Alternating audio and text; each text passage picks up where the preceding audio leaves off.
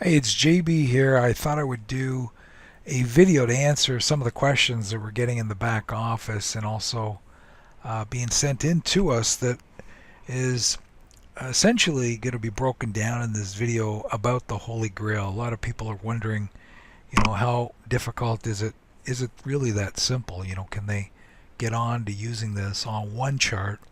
Can they still use it with multiple time periods? Is it going to be complicated if that's the case? Well, let's just look at this from a very simplistic perspective. First of all, there's these yellows, and we call them the yellow brick road. If we look at this chart to the right, we've got an upper yellow, right? And then when we take that upper yellow, we drag it on down, that's the lower yellow. So when we're looking at this action on any time period, the yellows are really the way we gauge if there's any strong energy, right? So if you're somebody that's looking to take action, buying it in the lower yellow area or selling it in the upper yellow area is really, really significant, right?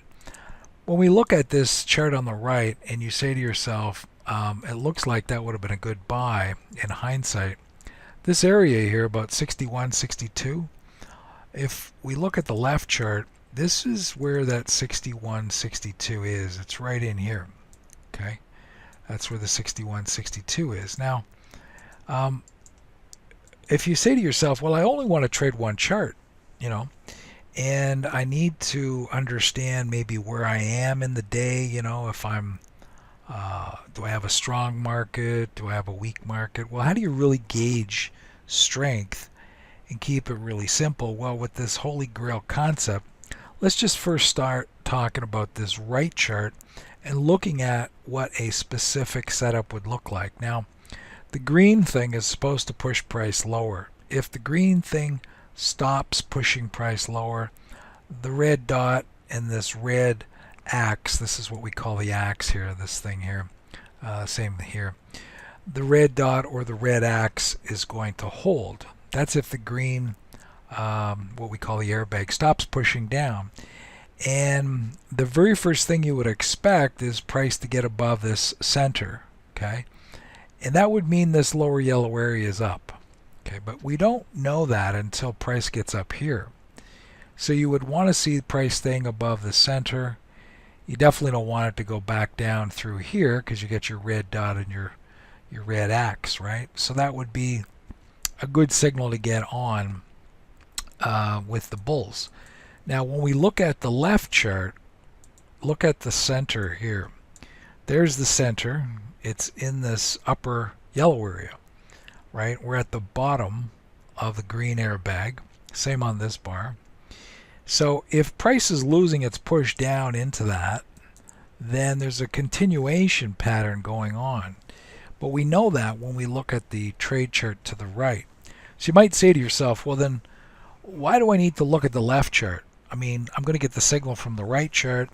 It's really just to position yourself to see what kind of cycle is taking place on the left chart. Because if we have a cycle up, in other words, meaning this left chart's green airbag is not pushing down, its center is holding, then we would expect to go up to the axe, this red axe, and this red dot.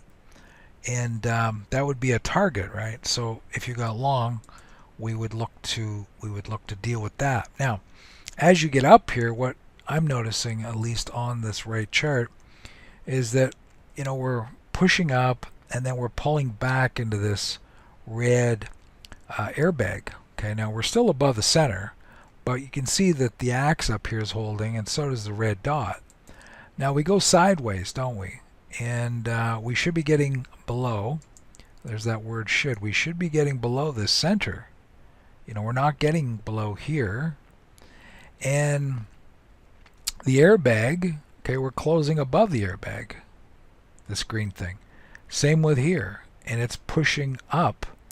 And now we're back above the center. And you've got your red dot, the lower red dot, and the lower axe coming in. This is at about 67. So this is this process that we've just gone through here, the center on the left chart. Now, ask yourself, what difference does it make that that left chart center is being accumulated? Because I'm just picking it up on the trade chart to the right, and it's really a personal preference, right? Because if you've been looking at another chart just to see where you are in the food chain, am I in this upper yellow area? Where's my center on the left chart, etc.? You still need to use the right chart to pick it up. So when we combine the two together, I think we've got not only where we are, on that 10,000 tick, but also the 2,000 tick is giving us a direction here that the bears are not going to win and the bulls are moving price higher. Anyway, I just wanted to go through a little bit of some of the examples using this thing.